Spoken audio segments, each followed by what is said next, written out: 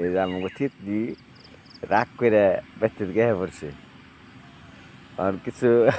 বললে খালি কাপড় চোপড় দিয়ে কয় আমি জামগা আমি তো থাকুম না আমি জামগা এই কথাটা কয় তিতলি কাপড় চোপড় নিয়ে ব্যক্তির গিয়ে বেরিয়ে পড়ছে রাগ করে ওখানে পথে বয়ে বয়ে ঘুম পাড়তেছে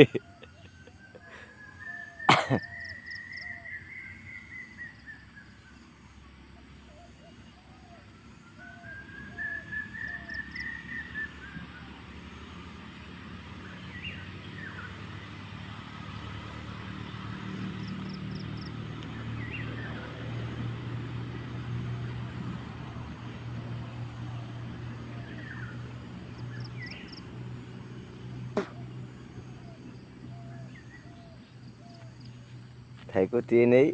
আমি ব্যর্থ যাই গে কদিন থাকার রাস্তায়